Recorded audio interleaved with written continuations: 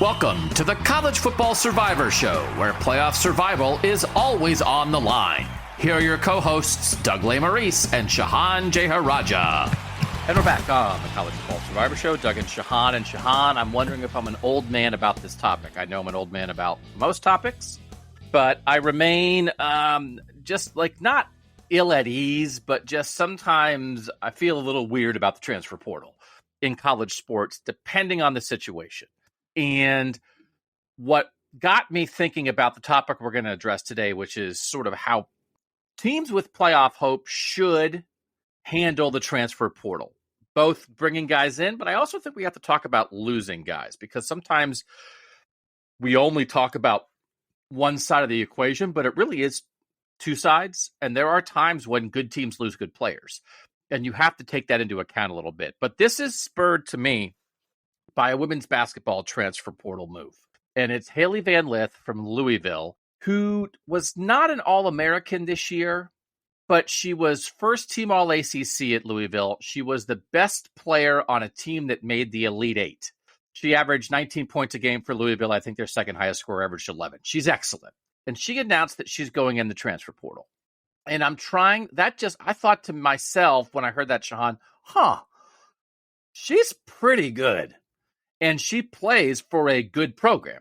So I got to thinking, how often have we seen similar moves like that? And if we had that kind of move in college football, how would we feel about it? But off the top, I'm old, you're young. How do you feel about transfer portal news? You wrote a big story about the portal for CBSSports.com 2 weeks ago. Are you just completely, hey, it's part of college football now. Players move. They have the right to move.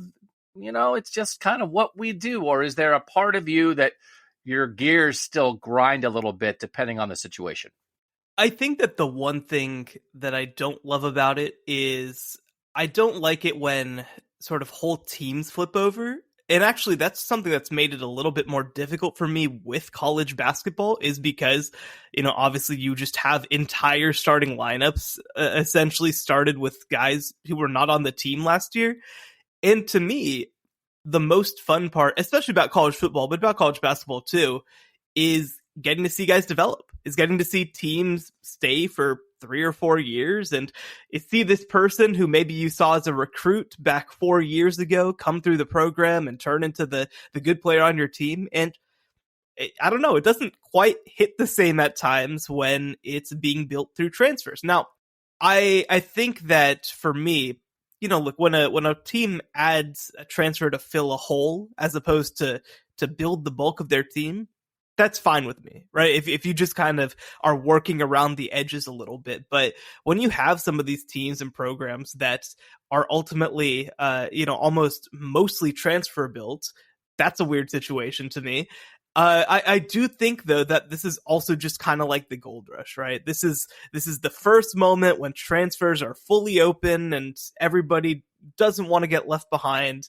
And so I think that it's eventually going to settle down. But I mean, it is a strange situation. And the other part that I don't love about it is that you look at the situation that high schoolers who are trying to come into college are looking at. There are so many fewer spots in the Power 5 in major Division I college football for players coming out of high school because of the amount of transfers that are coming through. So I have some complicated feelings about it. I ultimately think, though, as long as the player is the one making the decision to transfer, I'm in support of it. But it's definitely a more complicated situation than just saying it's all good.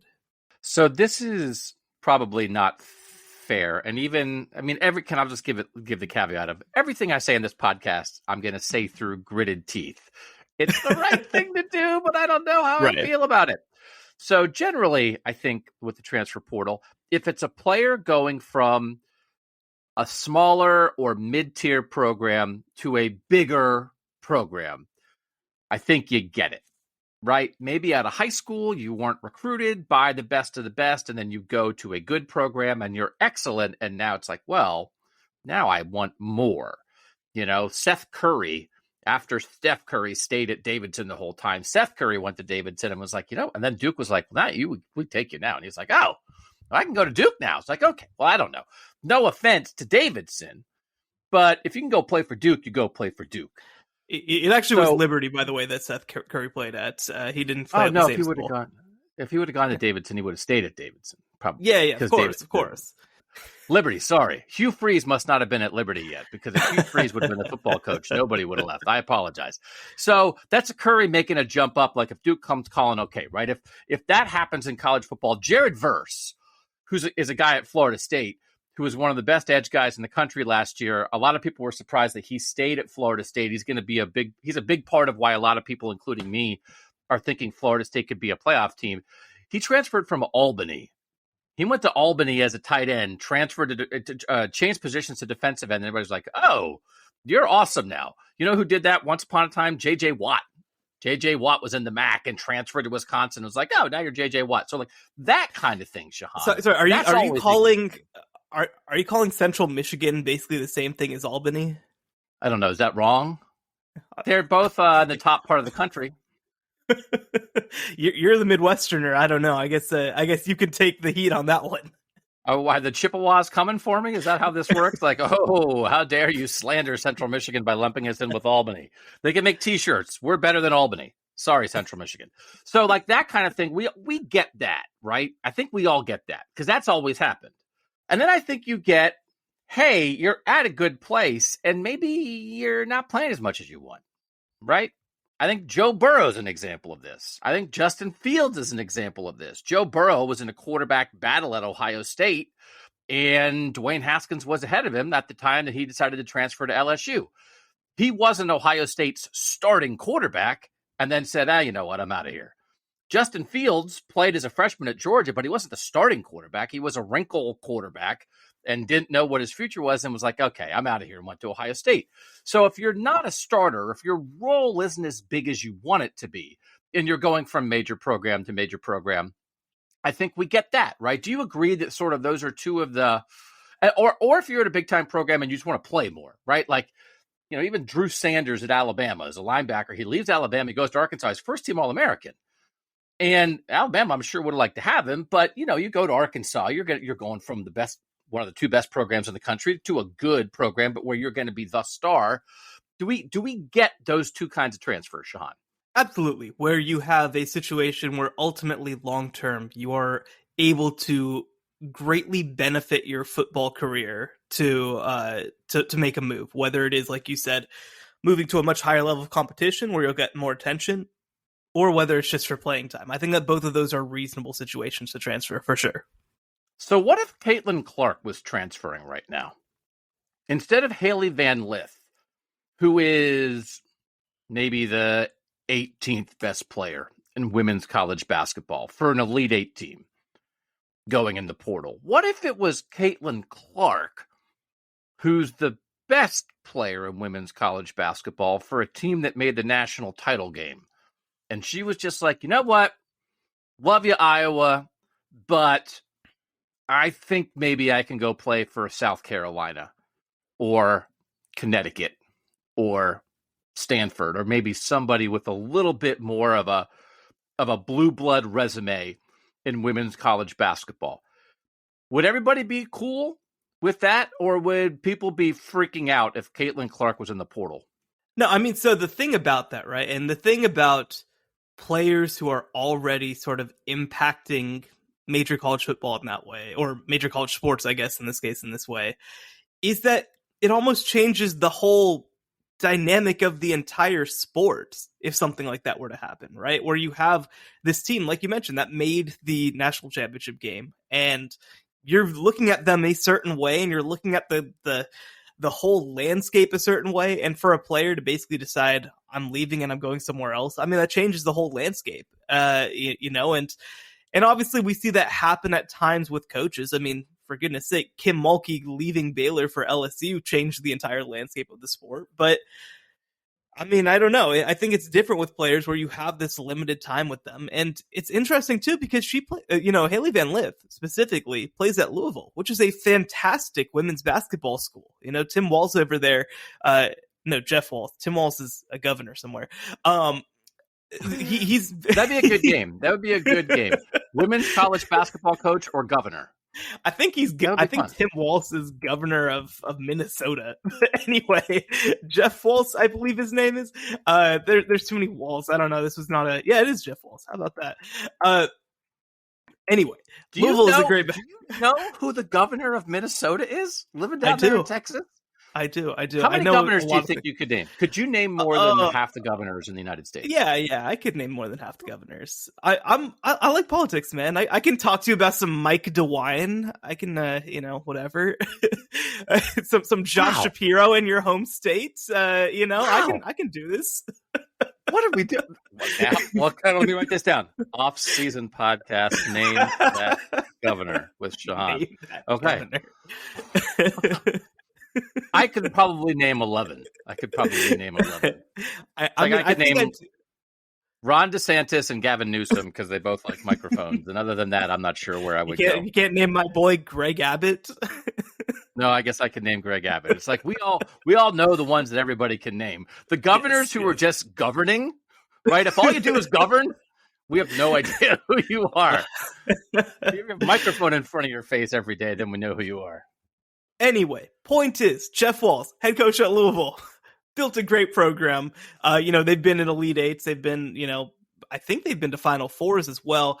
So, it's not like she's leaving a bad program, right? It's not like she's leaving something where she was a one-woman show. Louisville's a good program. And I think that it just changes the dynamics of the sport in a really difficult way. And also, by the way, look, maybe part of this is because the Albany fan or the Central Michigan fan is just not really considered in the national consciousness. But Iowa fans most definitely are. I mean, we kind of had this situation last year in some ways with Caleb Williams and Lincoln Riley going from Oklahoma to USC. And it's all we heard about all season long. This was a big deal and it made people very upset. And no, I do think that there is something that is unfortunate about the idea of a player transferring and you having to potentially play against them. Actually, down here at Baylor, right, LJ Cryer, averaged 15 points a game, really good guard. He decided to transfer to Houston. He's going to be playing in the same conference as Baylor next year. That's somebody who obviously Baylor fans have watched for 3 years and been rooting for. That's kind of a difficult situation, and I think that we can at least acknowledge that. So I'm trying to get a handle on where we are in college football with this discussion. And I will say off the top, 4 of the last 6 Heisman Trophy winners are transfer quarterbacks. So thanks, Lincoln Riley. To act like, oh my God, how dare we have transfers? What are we talking about? So 2017, Baker Mayfield. 2018, Kyler Murray. And also Will Grier finished 4th and Gardner Minshew finished 5th. They were also transfer quarterbacks. 2019, Joe Burrow. Number 2 in that race, Jalen Hurts, transfer quarterback. Number 3, Justin Fields, transfer quarterback.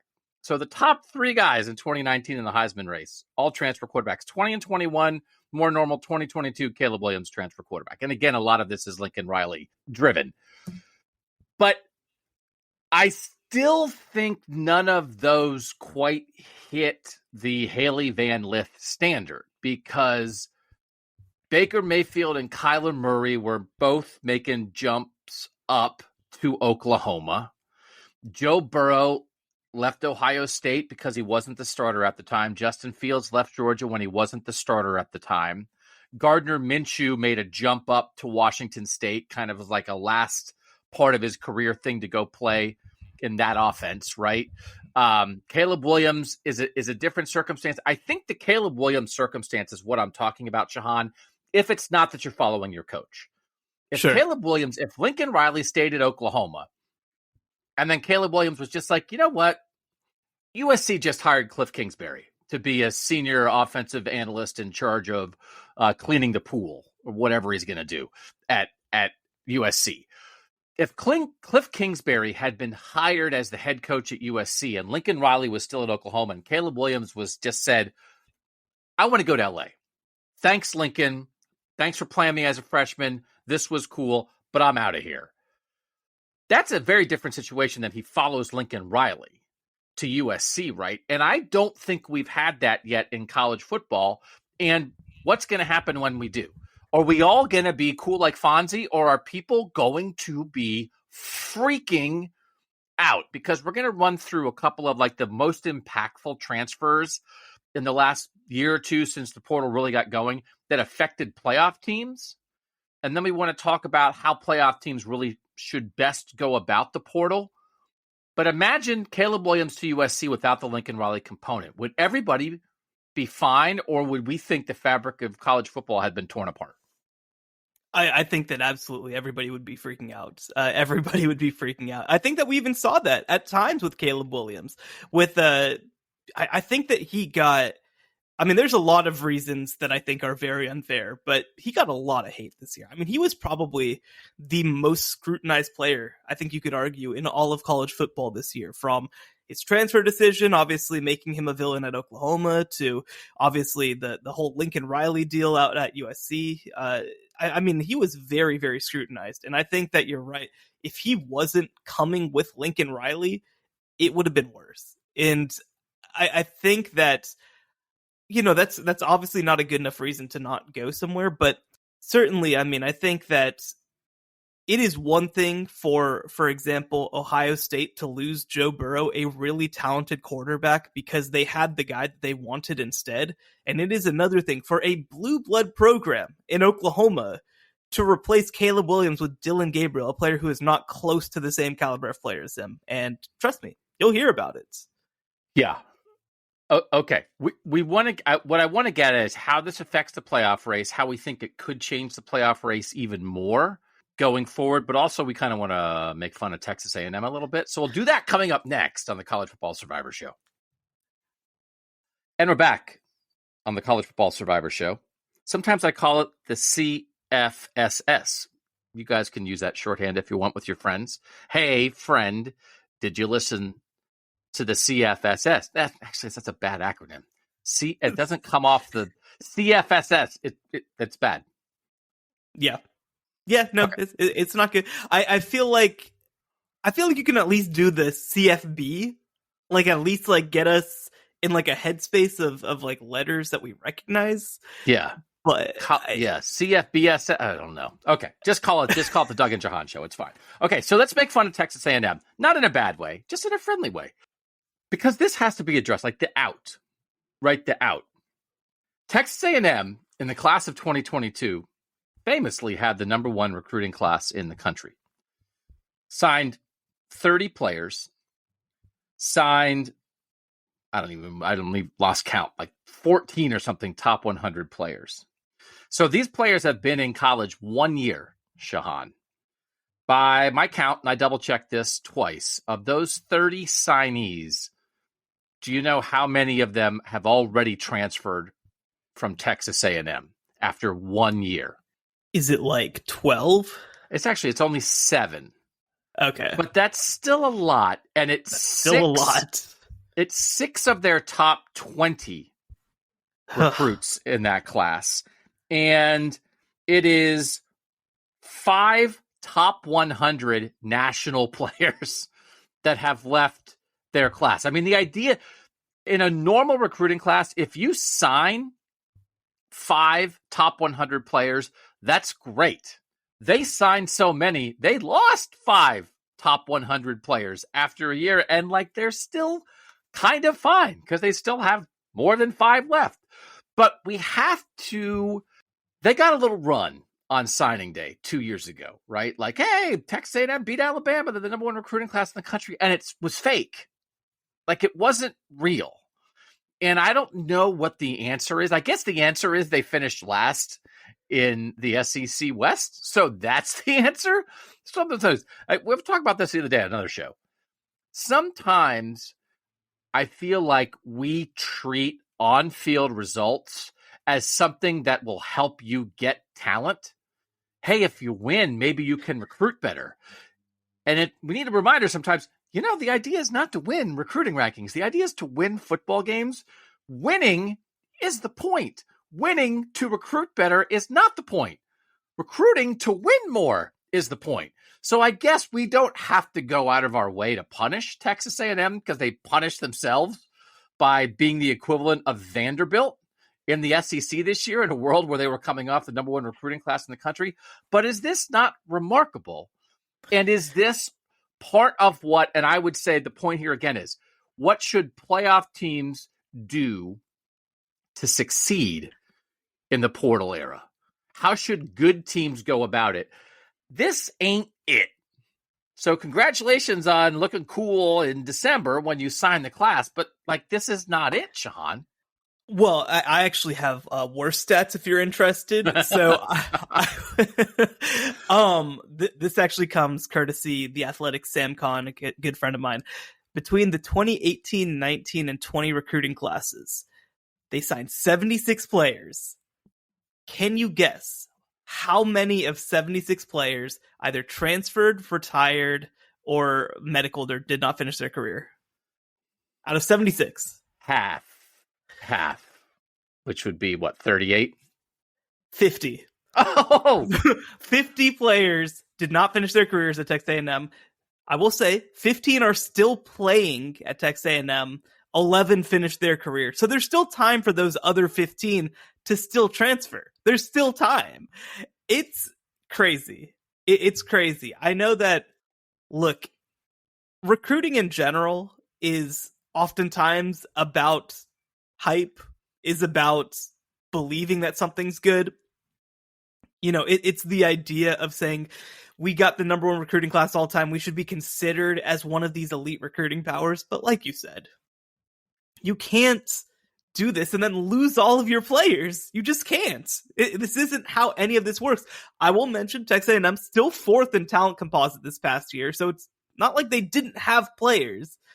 But, you know, one thing that I think that, and this really does not need to turn into a full-scale breakdown of Texas A&M recruiting, but, you know, one thing is they are kind of willing to take any of the like high-end players who will come without much regard for roster building, and their defensive line coaches, Elijah Robinson and Terry Price, are incredible. Like super, super good. Look at all the good players right now in the NFL that came from Texas A&M. Most of them are defensive linemen because they recruit and develop at a high level, and they kind of don't do that anywhere else. They don't have good receivers. They don't have good quarterbacks right now. Their offensive line play, not very good. Like, so it doesn't really mean anything. There's not really like a beautiful way to sit here and try to normalize for roster fit and team need whenever you're coming to evaluating recruiting classes. But, look, this is the flip side of it.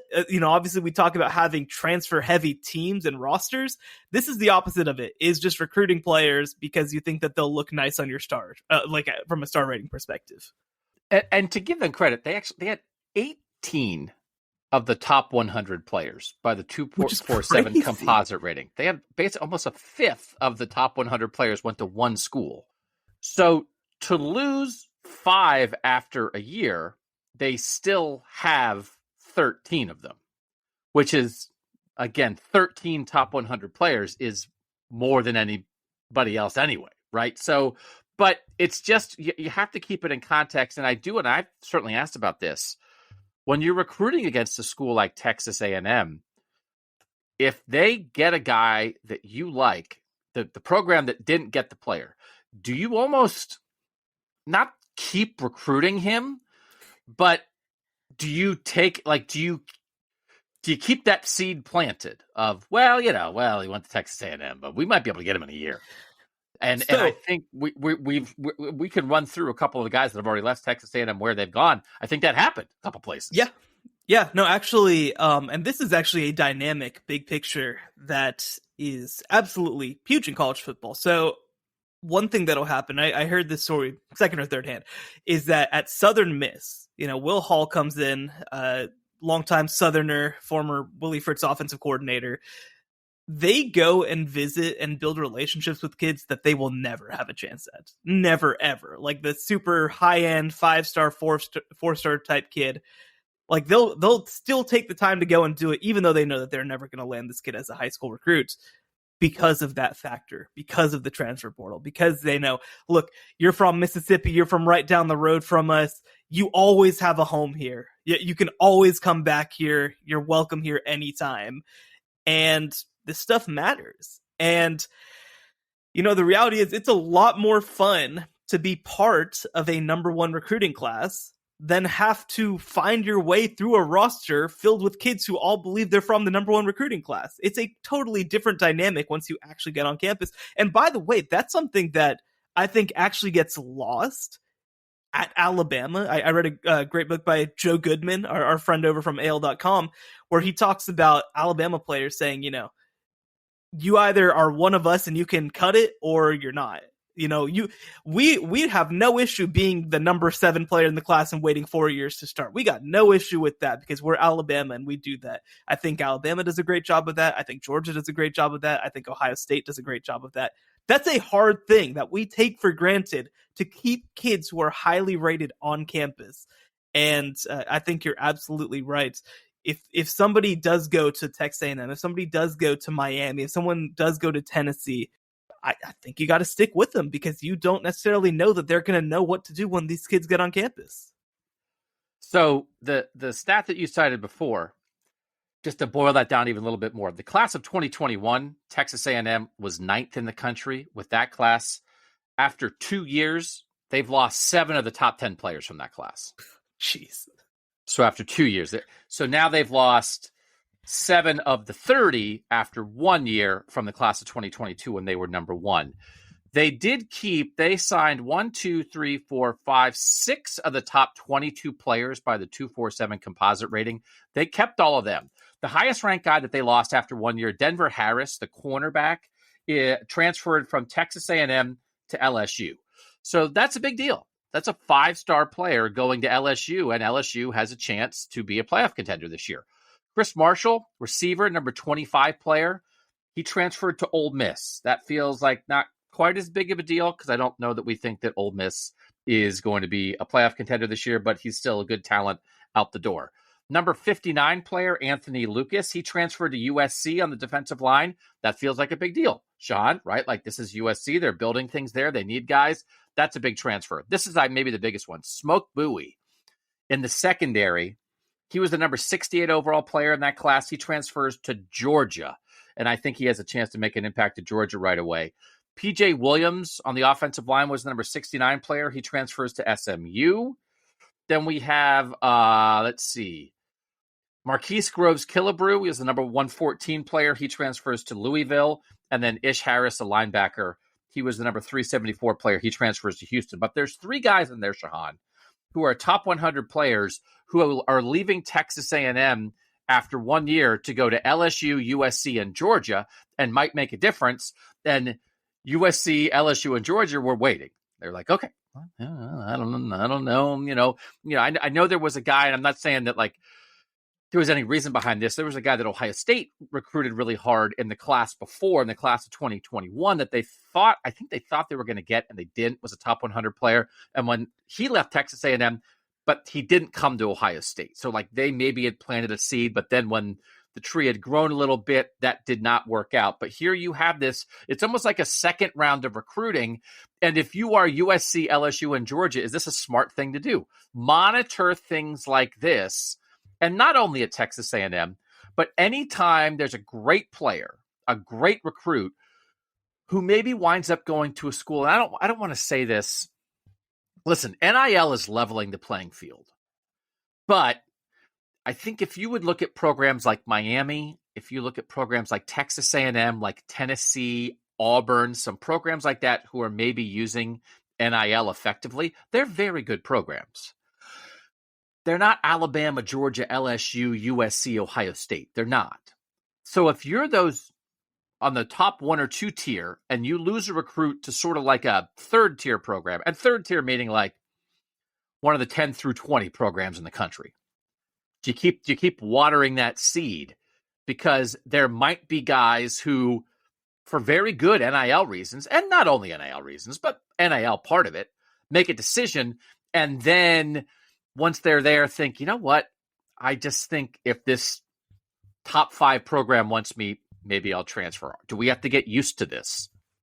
I think so. And I think a big part of it is ultimately, look, there are players who are kind of like what I was talking about with Southern Miss, right? There are guys who are always takes, right? Just always takes. No matter when you can get them, they are just so talented that you want to take them. And you mentioned, obviously, Denver Harris as being one of those types of players, the consensus 5-star, potentially the number one corner in the entire country coming out of high school, somebody who was from Houston, I believe.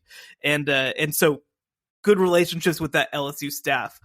I think that's, a similar kid who actually went to the same high school as Denver Harris, Zach Evans. That was a no doubt take for Ole Miss.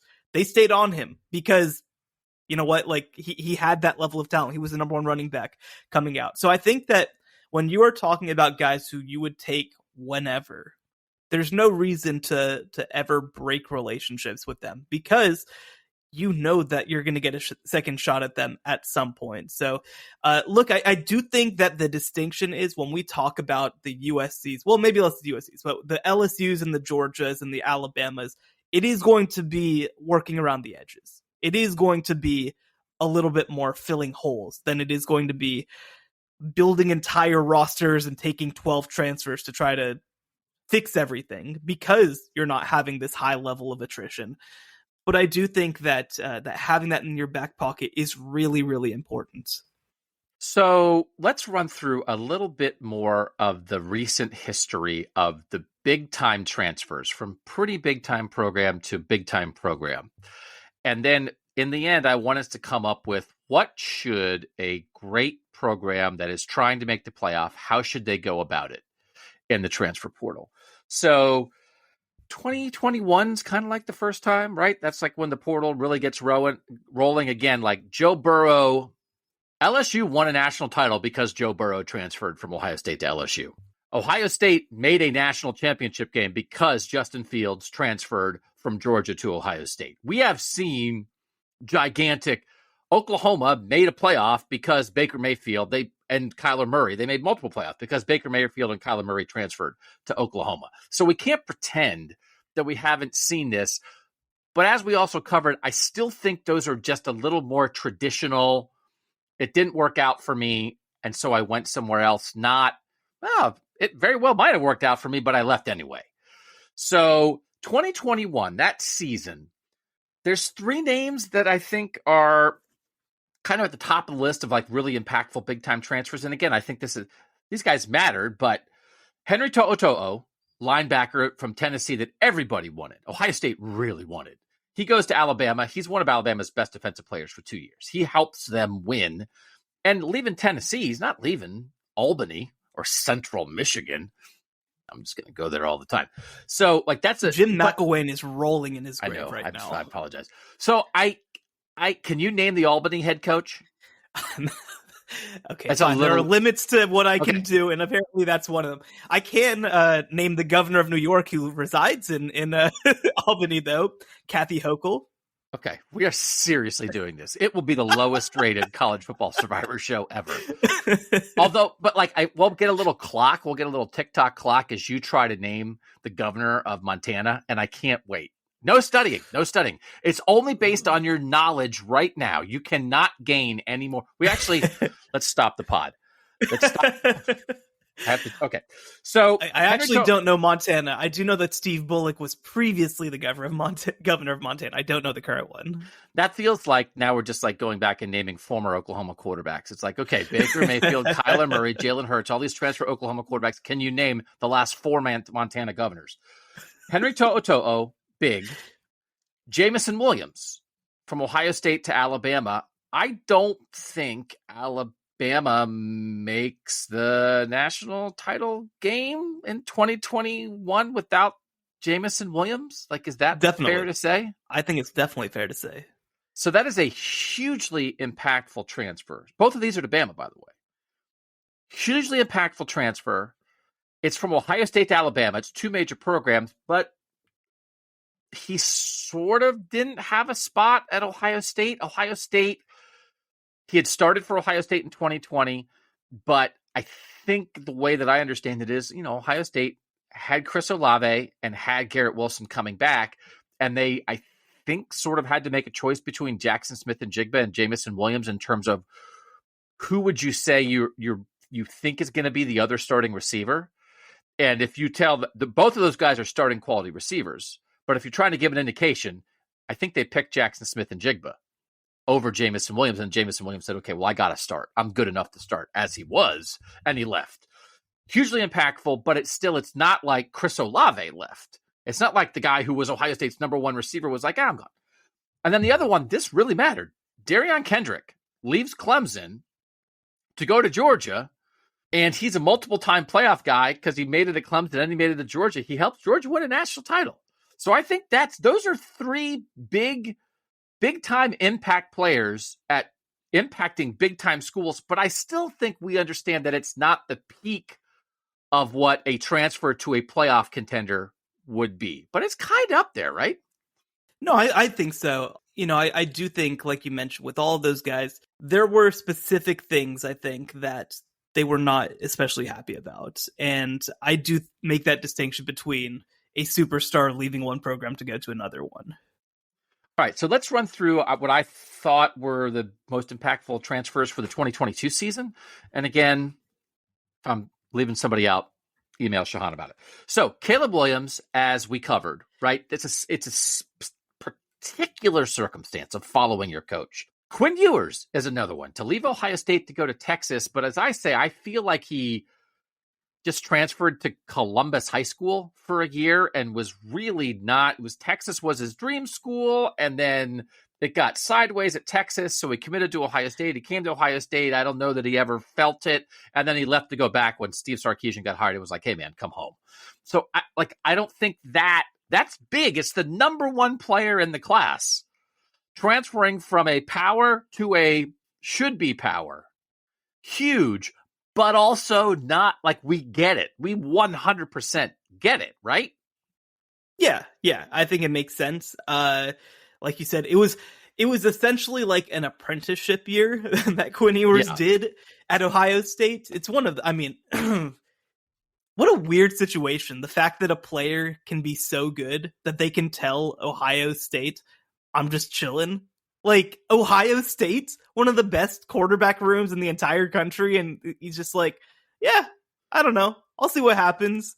And then goes to Texas anyway. So, yeah, that was barely a transfer. And also contextualizing that is that Quinn Ewers was supposed to be a member of the class of 2022 anyway, and reclassified to be able to essentially get a bag and get a free car and not actually play any football. Yeah, and he did it for a drink.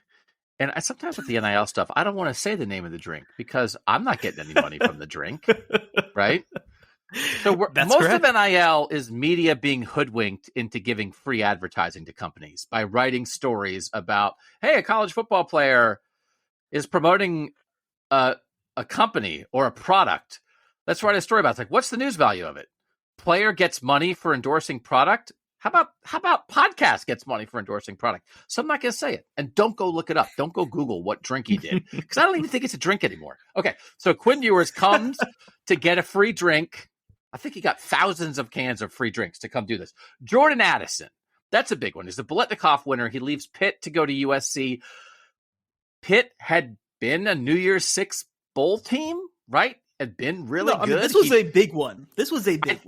Is this the biggest one so far, even as we acknowledge that there is a difference between Pitt and USC? But Pitt was one of the 10 best teams in the country that year, and he was catching balls from a quarterback who's going to be a first-round pick, but you still get him going to Lincoln Riley. But I think this is the biggest one so far, right? No, I mean, I think that put aside the Caleb Williams one because it was the following the coach thing. I think that Pitt fans probably have the most right to feel upset about this one out of any of the ones that we talk about, because, I mean, Jordan Addison was like a fine recruit, but he developed at Pitt. He turned into a great player at Pitt, and Pitt had their best season, I mean, ever in the modern era, at least.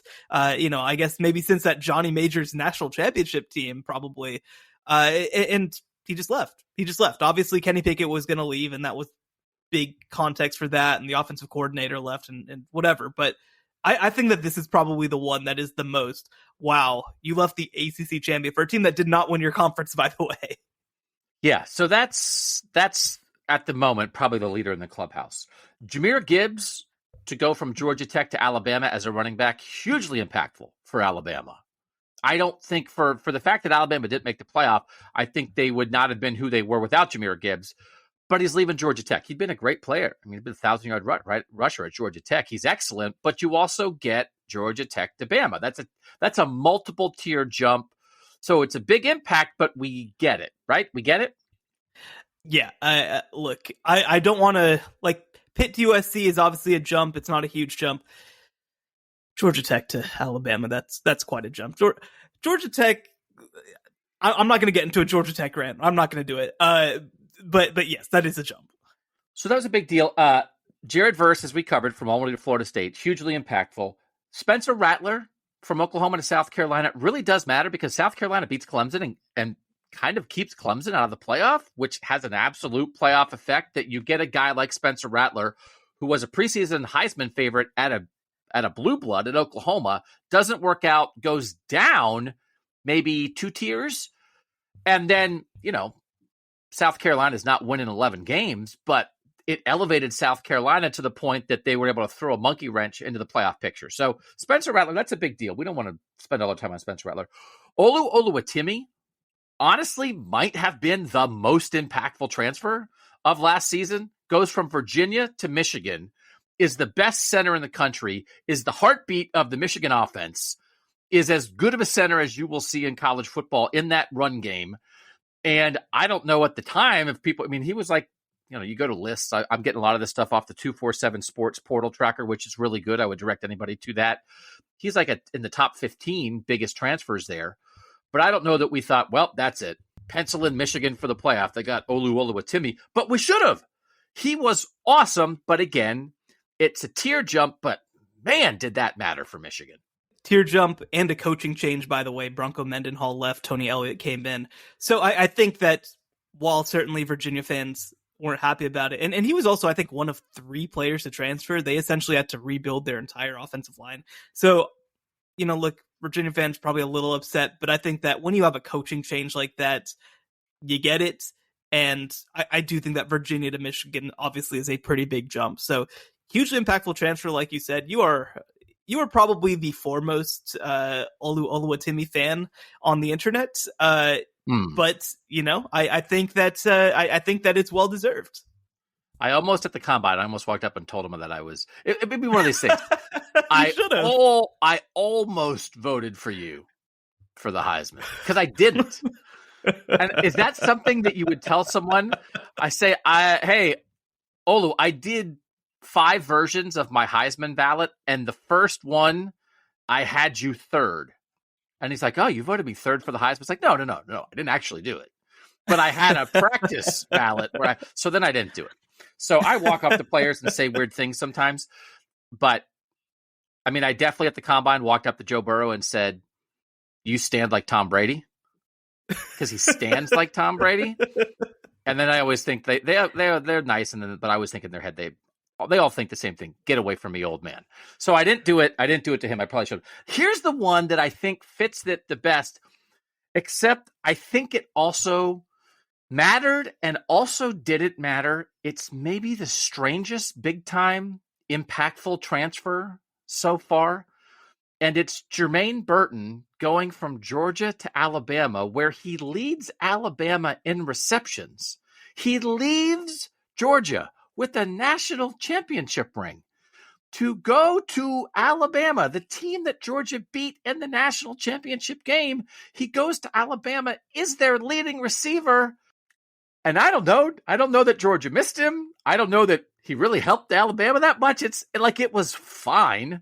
But on the surface, if you were like, oh, right, Georgia to Bama, receiver who matters, who will be Bama's leading receiver. But it's odd how little it feels like it mattered for how on paper you would think it might be earth-shaking.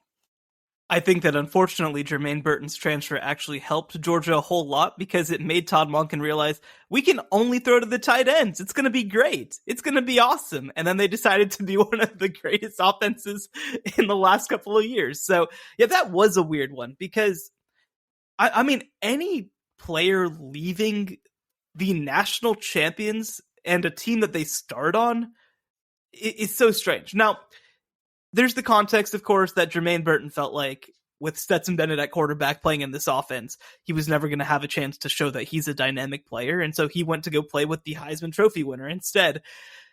I think it's fair to say it didn't work. I don't think it worked at all for him. And like you said, I don't think that Georgia or Alabama really cared all that much about what Jermaine Burton did this year.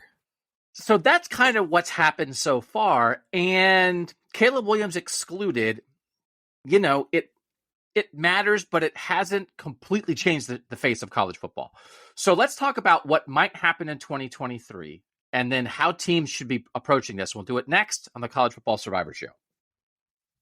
So, Shehan, one of the things that is a little bit odd about this is like Georgia and Bama both lose a lot of guys. They really do. Like their output is pretty large, but they're also kind of fine. But you look, to lose Jermaine Burton, now they lose A.D. Mitchell, Georgia, out of that receiver room, going to Texas. That feels like it could matter. Talking about this Georgia-Alabama thing, Trez Marshall leaves, is reports from Alabama are he's looking good in the linebacker room at Alabama. I think could be a starter there this year. They lost Jaheim Singletary, who was a big-time cornerback recruit that they flipped from Ohio State. They lost him to Arkansas.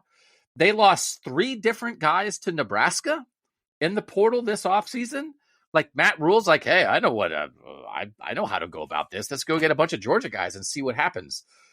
But they've also brought in Smoke Bowie from Texas A&M, and they brought in 2 new receivers, one from Mississippi State, one from Missouri. So they're very comfortable churning their receiver room, just like Alabama has been very comfortable churning their receiver room. It is a little bit odd to me to think about all these pretty decent players leaving Georgia, but also I think maybe it has zero effect on the 2-time defending national champs.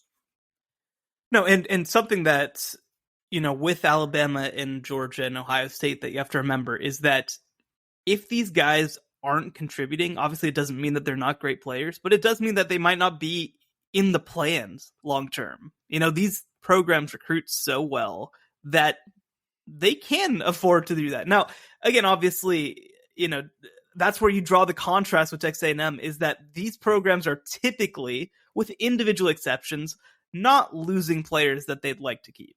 And while it's going to matter, and I think it'll certainly matter from a depth perspective, and Georgia's got to continue to obviously recruit those 2nd level and 3rd level guys in these upcoming recruiting classes, that's why I think you shouldn't be too concerned about it whenever you're looking at the transfer portal.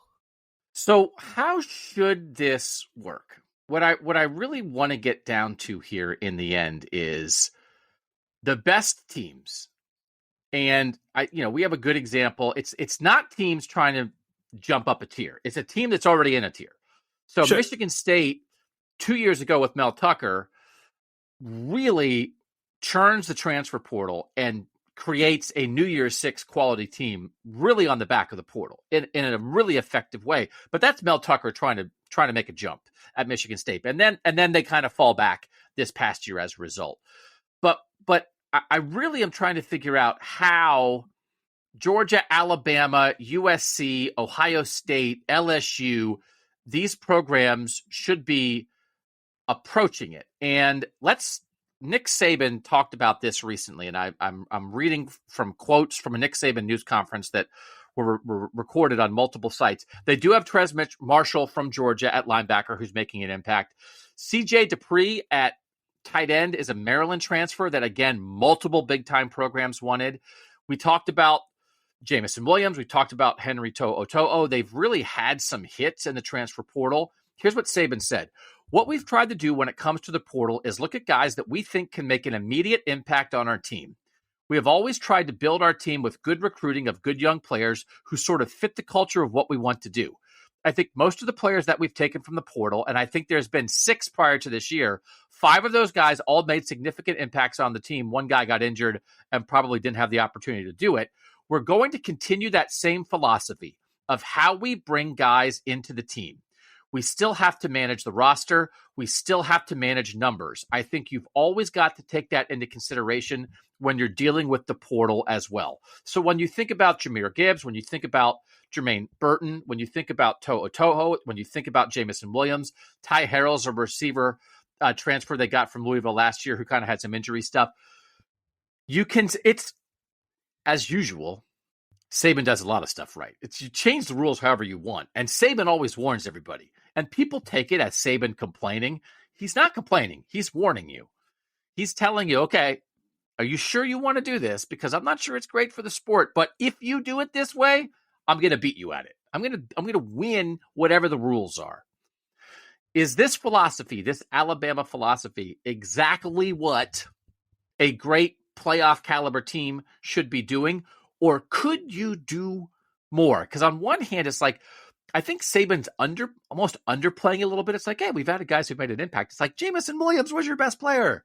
Like Jahmyr Gibbs was your second best offensive player behind Bryce Young last year. Like they've really hit in a major way, but is Saban doing it right? The short answer is yes. I do think that he's doing it right. I mean, if you are one of these teams, if you are Alabama, if you're Georgia, if you're Ohio State, if you're LSU, I think that you are doing maintenance. And the comparison that I've heard that I really like is think about it from an NFL perspective.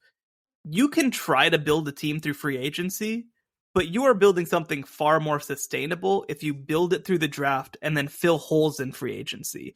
The transfer portal is free agency. You can add players, but you don't get as much bang for your buck historically as if you draft a player and you have more years with them and they come through your program and et cetera, et cetera. I think there's a lot of comparisons there.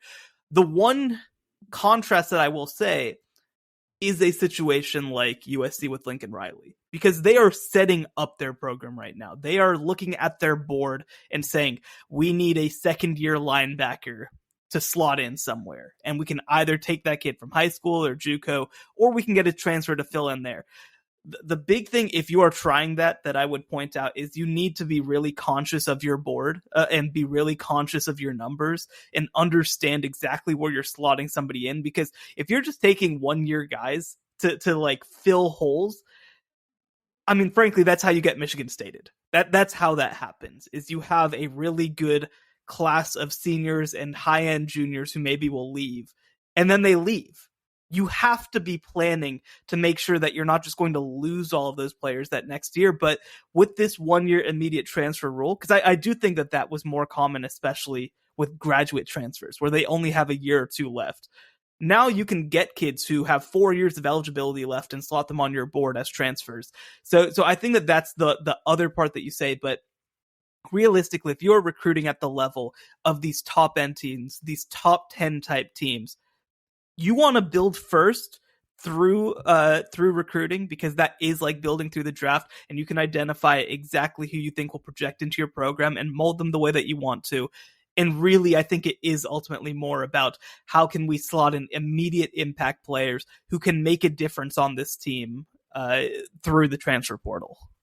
So the thing that one of the things I like least about the portal is the idea that great teams are no longer punished for bumps. By the way, Tyler Steen, Vanderbilt to Alabama last year, as their starting left tackle. So on one hand, Saban's like, hey, we just do it for specific things. And on the other hand, it's like, well, their starting running back, their leading receiver, and their left tackle last year were all portal guys. So it's like, okay, like that's kind of a lot. Congratulations on recruiting Bryce Young, but holy moly, if the portal didn't exist, I don't know what Bama would have done last year. I like punish. Bama's had trouble recruiting and developing receivers the last couple of years, right? Once they lost the Waddle, Smith, Judy, Ruggs quartet, they've really had a problem, but Jamison Williams solved their problem. Jermaine Burton solved their problem. They thought Ty Harrell was going to solve their problem. I like good teams having problems. So on one hand, you're creating opportunities. I think people think the portal levels the playing field. On the other hand, I almost feel like you are decreasing the chances of the best programs having truly down years. When Ryan Day got to Ohio State, their quarterback room was not where they wanted it to be. And then Justin Fields magically solved it. It's like, well, problem solved. Well, what if Ryan Day, to start his career, had to figure out a Tate Martell, Matthew Baldwin quarterback room? That would have been quite the chore. But, like you're instantly able to specifically and strategically fill these gaps, which then to me means I'm not sure Alabama will ever have a roster hole ever again. I'm not sure Georgia or Ohio State or USC with Lincoln Riley or Florida State gets it rolling. Florida State's really worked the portal this offseason. Michigan's worked the portal this offseason. I don't know. Now I just feel like an old man griping, but I almost want good teams to be punished for their failures in roster building. And I think that era might be over because all a hole is now a pitch to a transfer. It's like, hey, what happened? I thought Alabama always had good running backs. It's like, hey, Jahmyr Gibbs, you will start bang from the jump. You're the guy. It's like, really? At Alabama, you want the Georgia? Yeah, no, we do. We want you. We don't have Derrick Henry. We want you. It's a pitch. I don't know, Shehan. I want people to suffer. Is that so wrong? I want greatness to suffer. That's all. Well, okay. Here's what I'll ask. This past season, do you know, out of all the players who blocked on this team, do you know where Tyler Steen ranked in PFF's blocking grade on Alabama? Number 1. He was 12th. Oh, He was 12th. He was their starting left tackle, and he was okay. In some ways, they might have actually benefited from the idea of trying to develop one of their guys instead of feeling like, well, let's just plug a hole. Let's just plug a hole. What's the big deal? Let's just plug a hole. If you look at this Alabama team this past season, they lost 2 games in the regular season. They finished number 5, which actually is the second worst rating that they've had since 2013, which is obviously just ridiculous, but whatever. This was their worst season in a lot of ways, and I think that at least some part of it is they went in with the mindset of, well, let's just get a left tackle and a receiver, and both of those guys ended up being not very good players, because you don't actually know what you're signing up for when you go to the portal. And obviously, you have these moments like the Jameson Williams where everything is great. Jahmyr Gibbs was great for them, although he was really, really good for them. Also, not like he didn't completely transform what that team was or could accomplish. And I think that in some ways, their reliance on the portal. Actually, Eli Ricks is the big one. Eli Ricks was supposed to be their superstar cornerback coming in from LSU and was a total non-factor on that team. And they had issues at the position that Eli Ricks was supposed to fill.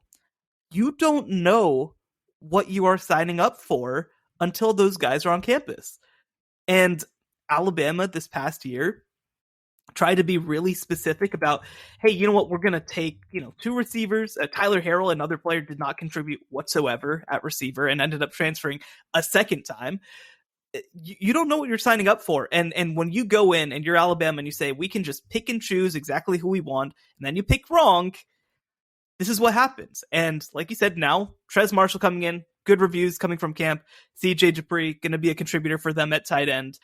But that's all they took. They took 2 guys, and they're like, we have to find ways to fix the roster by ourselves. If we're not confident in a kid, which there are plenty of guys who they added who they should have felt confident about last year and didn't perform for them. But, if we don't feel confident about a kid, we probably shouldn't take a Tyler Steen this time around. We probably shouldn't take an Eli Ricks this time around. We can take a Trez Marshall, who's been a contributor at Georgia. We can take a CJ Dupree, who's a great player at Maryland, who, by the way, our old offensive coordinator can speak to, by the way, Mike Locksley obviously now being at Maryland. And I think that a lot of teams are going to try to use it as an advantage and actually end up disadvantaging themselves by maybe not understanding what they actually need. And there, like you mentioned, there's individual circumstances. I mean, Justin Fields coming to Ohio State feels pretty good. But I will also mention, Justin Fields, obviously, the greatest quarterback in the history of football because he starts for my Chicago Bears now. But, look, do I think that Ryan Day could have figured out the quarterback situation at Ohio State by his second season? Yeah, absolutely. Absolutely. They could have found somebody. I think that maybe not Tate Martell, but, maybe Matthew Baldwin could have been a player. He was obviously dealing with injuries by the time that he transferred from the program. I don't know. They would have figured it out. I'm pretty confident that Ryan Day could have figured out a quarterback pretty early in his career. So I get the concern, but I do think that actually transfers sometimes force programs into almost galaxy branding themselves out of doing the right thing and letting their own players develop. I think that's right. It felt like there were maybe some gripes from, former players and some people around the Alabama program last year. Are they too reliant on transfers? It's funny. Saban's sort of like, we only did it, but you just point again. Eli Ricks was a huge one and didn't really work out. So add him, had 4 guys last year that they were expecting. That's 4 of their 22 starters as instant portal things at really important positions. They're not guards. They're not, defensive. These are running back, receiver, left tackle, corner. These are like premium positions, and you're bringing in guys. I do think the sideways transfers maybe are more what you want to stay away from. I think like the Jared Verse, Albany to Florida State, like that's how it works. For Justin Fields was great. Ohio State all the time talks about Jonah Jackson, who was an all Big Ten player at Rutgers, transfers to Ohio State, is a day 2 pick in the NFL draft and goes right into starting on offensive line for the Detroit Lions, and was an excellent offensive lineman for Ohio State when they had a hole in the offensive line. That's a jump up. It's within the Big Ten, but Rutgers to Ohio State. You find these guys who, they were just under the radar as a recruit, but now they're ready for a jump up. That's maybe where I think these programs have the best opportunity. The playoff programs say, we're going to go get the guy, the best player in the MAC. We're going to go get one of the best players in Conference USA who has proven himself to be an SEC player or a Pac-12 player or a Big Ten player. And I do think that can work out.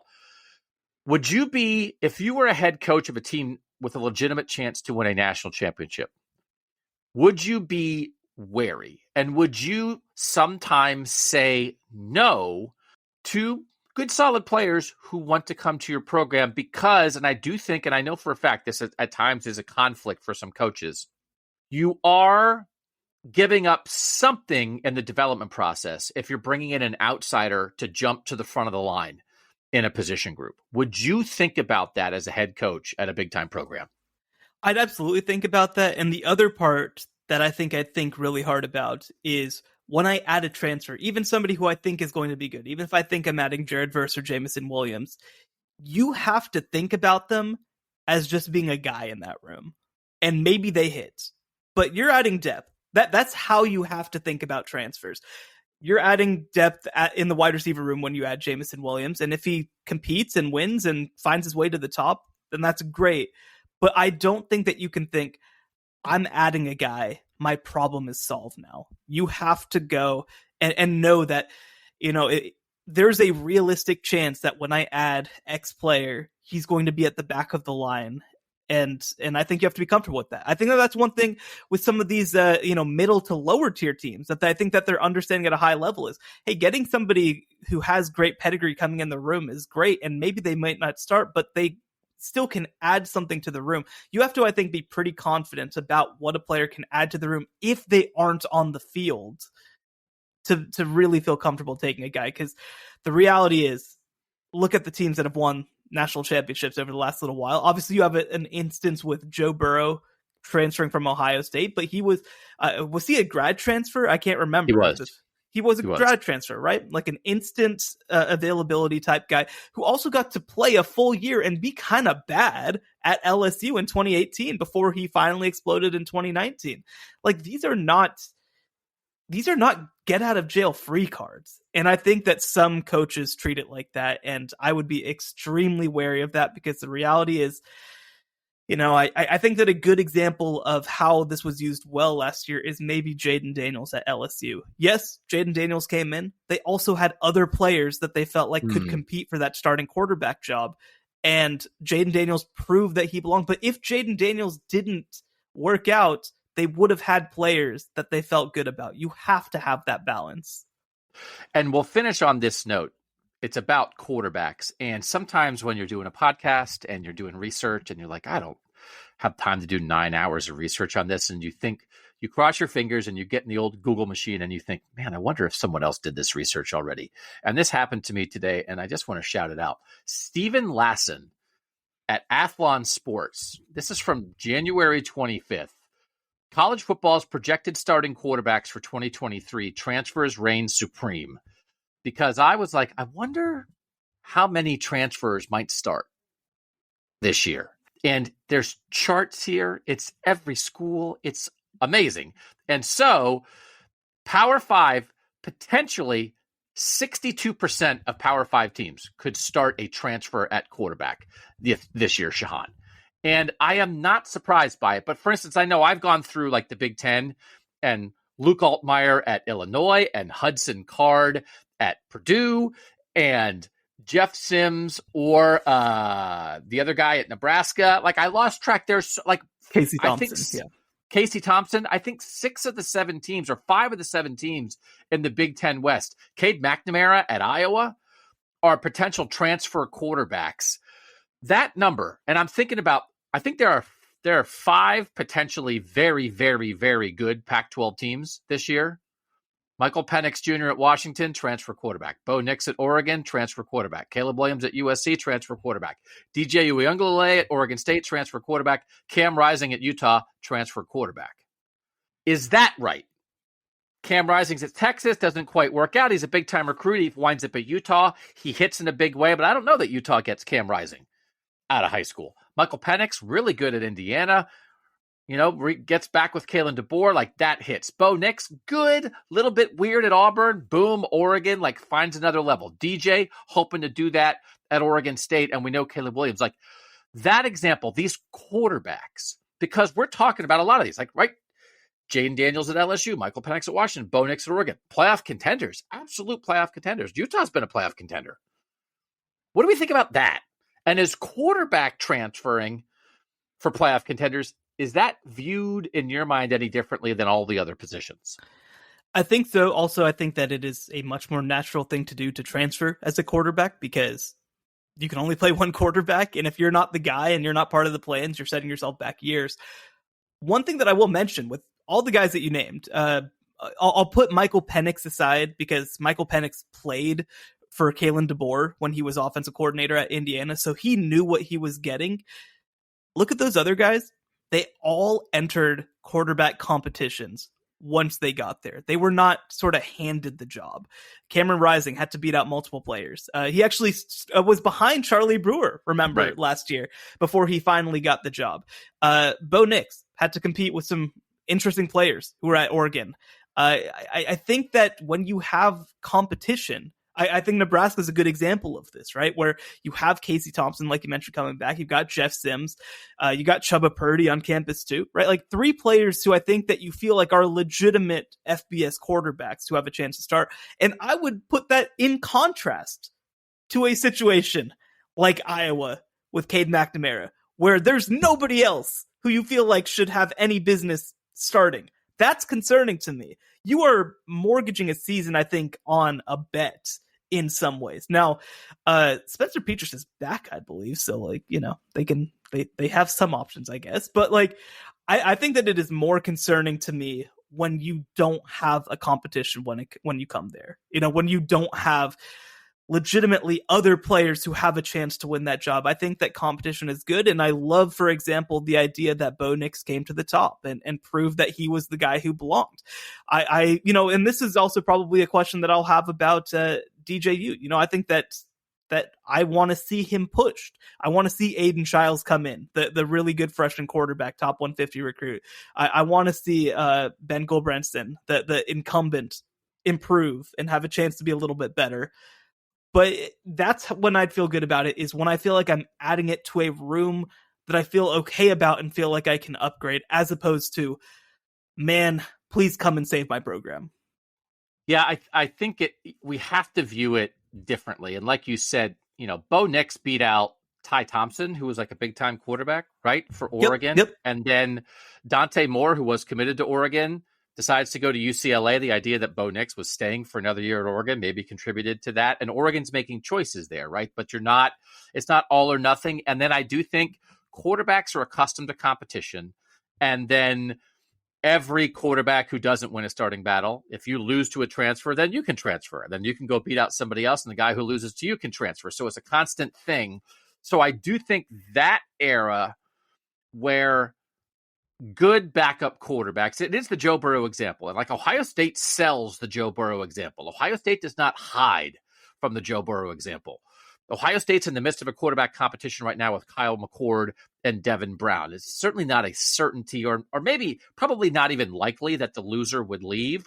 But I think as you recruit, it's like, listen, man, you can come here and either A, be the starter, or if you're not the starter, we'll try to develop you, and then you can go be the starter somewhere else. Like, be ready to win a job elsewhere, just like Joe Burrow did. So I do think there are ways that programs that can benefit everybody. And I think your point is a very good one. I don't know that you want only a constant pipeline of transfer quarterbacks, but I think they can supplement you, provide competition. If they win, and we'll end on this.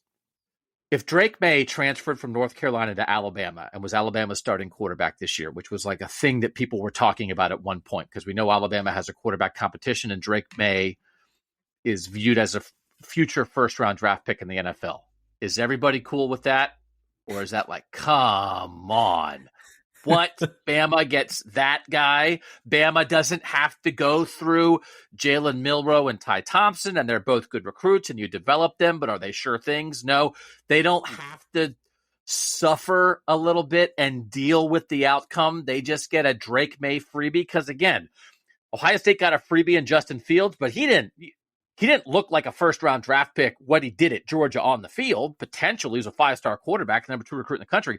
Drake Maye is doing it. Like, are we cool with that? Are we cool with that? Because something like that is going to happen, right? Where we are going to have, that's back to the Caitlin Clark example. If that happened, we are going to have a situation where one of the very best players in a sport leaves to go to a tier-up program and changes the face of the national championship discussion for that sport. And it's going to feel like the team that got him got a free pass. Are we cool with that idea whenever it's going to happen? Because we believe it'll happen eventually, right? I wouldn't love it. I think that college football is such an interesting sport because it is so predicated on the idea that some teams have these impossible advantages that other teams just can't touch. But it's also predicated on the idea that, like, we don't have to think about them all the time, right? Like, if we just sat here and thought, like, well, they're only, like I say, I mean, I hate thinking it and talking about it, but like, there are 3 programs in college football that are just doing things that are different than everybody else. If all we were allowed to do is sit here and ponder how those 3 programs can and should have everything that they want, like, this wouldn't be a very fun sport, to be quite honest. It wouldn't. And that's why I try to open my mind and watch UTEP and Wyoming and not just, Alabama, Ohio State, and Georgia.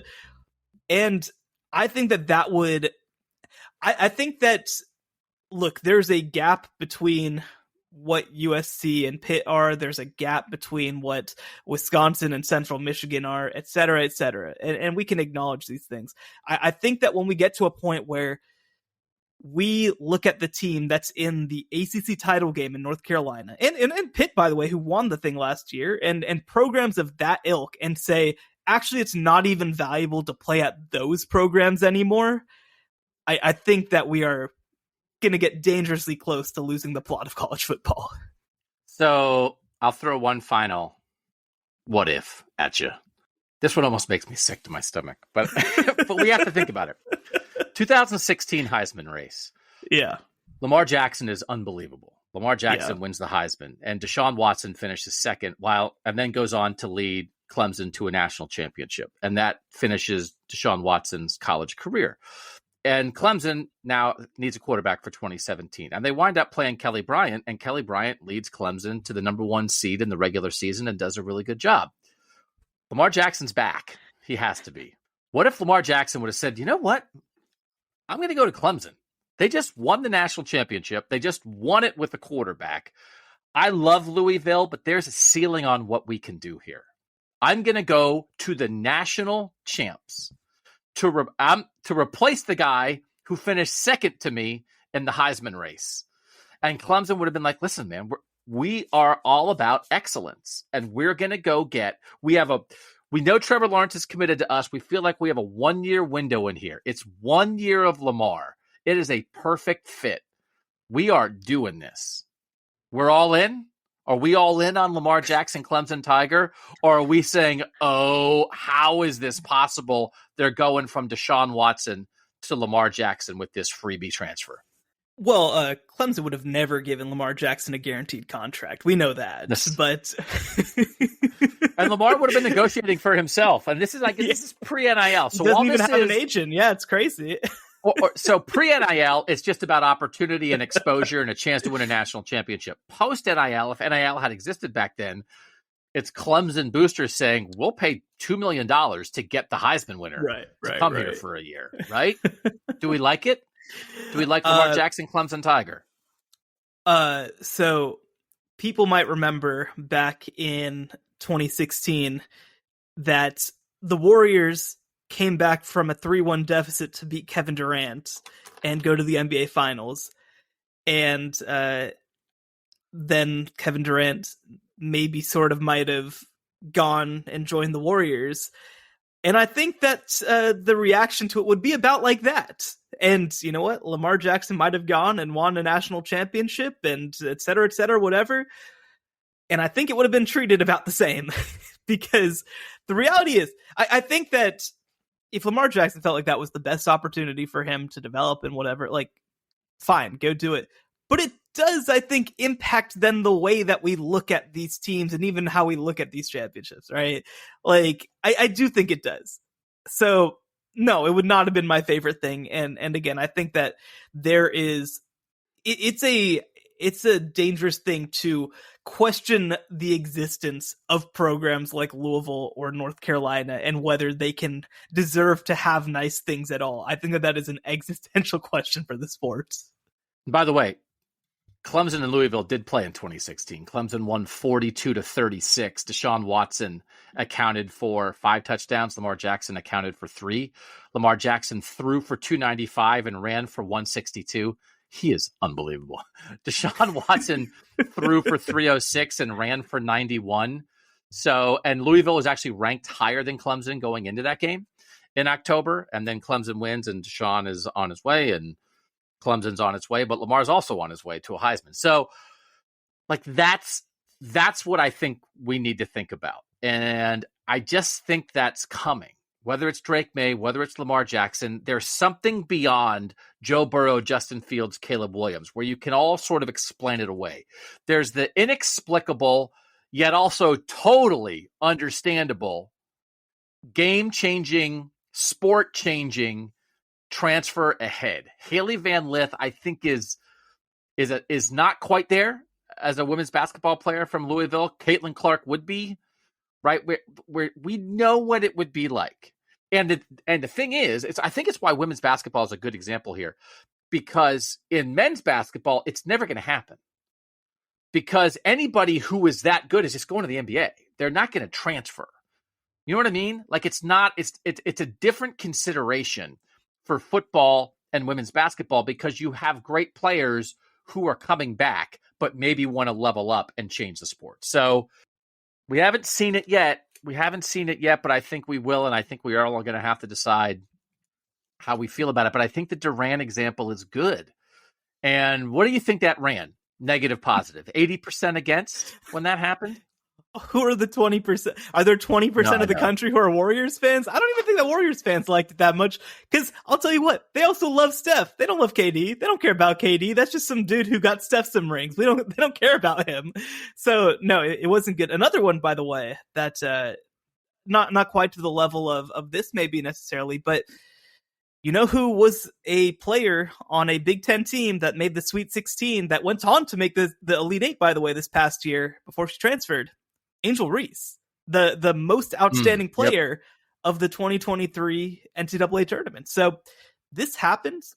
This is probably going to happen. I think the one thing that I'll say is that I think it's a little less likely in college football because when you have a team of 12 to 15, like that's like a group of friends can get together and change everything, right? Like that's how this works. That literally happened with the Miami Heat, obviously. I think in football, you can have these moments, but I don't think it's quite as likely that we just see this teaming up and things like that, maybe because I think that just the dynamics of the sport are a little bit different. But we're going to see it at some point. At some point, there is going to be a Drake Maye that transfers to Alabama. At some point, there is going to be a Caleb Williams who decides to transfer somewhere else. It's going to happen, but I hope that we're insulated a little from it. And by the way, if that happens, that team better win, or that. Oh, I know. The hypothetical Drake Maye would get slandered to hell and back if he went to Alabama and didn't win the title. And it's not about the player, because I do think people want players to have freedom and opportunity and have a chance to maybe make more NIL money. But can you make a rule that great players should have freedom and opportunity as long as they don't go to Alabama, Georgia, Clemson, Ohio State, or USC? Is everything like that's what it is? As long as they don't go to one of the programs where everybody else in college football feels like those programs already have everything. Why do they also get that? It's not anti-player. It's anti-top of the sport that a lot of people feel like those handful of teams are already dominating. Why do we have to make it easier for them, right?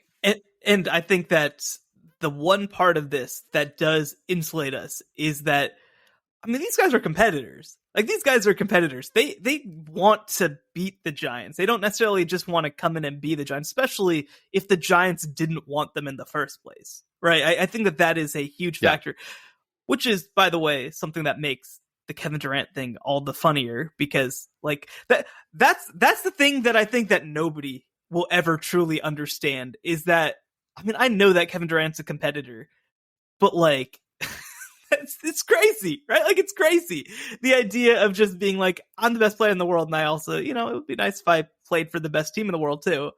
Like, that is just not a mindset that is remotely pervasive in sports. I think that is such a rare mindset to have, the idea of like, I'm just going to do the easier thing, because everything that this level of athlete has ever been through is against the odds. You should not be as good at football as Lamar Jackson. Nobody should be. You are 0.0000001% if you are a Lamar Jackson. And I think that when you've proven yourself in that kind of way, the idea of just joining the big dogs doesn't seem quite as fun as proving that you can do it. And so I think that does legitimately insulate us a little bit, but the day's coming where there'll be another Heisman caliber Kevin Durant type quarterback, and they're going to get slandered to hell. I like that Kevin Durant is like made it a little bit easier. Well, it can't be as bad as it was for Durant. So like all these college guys would be like, oh, well, Caitlin Clark would be like, well, if Caitlin Clark wanted to leave Iowa, at least it won't be as bad as Durant. Okay. I like when Shehan, I'm always tempted, Shehan, it's a college football playoff show. On Twitter, you often have interesting other sport opinions. And there is a part of me that wants to do a completely non-football show. I'm tempted, should the second show this week just be an NBA playoff show with you? Because I kind of want to hear your thoughts on how you think the West is going to shake out. So let's keep that in mind. We're just talking sports, man. We're just talking sports. Talking sports. We'll keep that in mind. Maybe we'll at least do a little tease of NBA playoff stuff on the next show. For now, we appreciate you guys making us part of your college football fandom. For Shehan Jeyarajah of CBS Sports, I'm Doug Lesmerises, and that was the College Football Survivor Show. The College Football Survivor Show, where playoff survival is always on the line.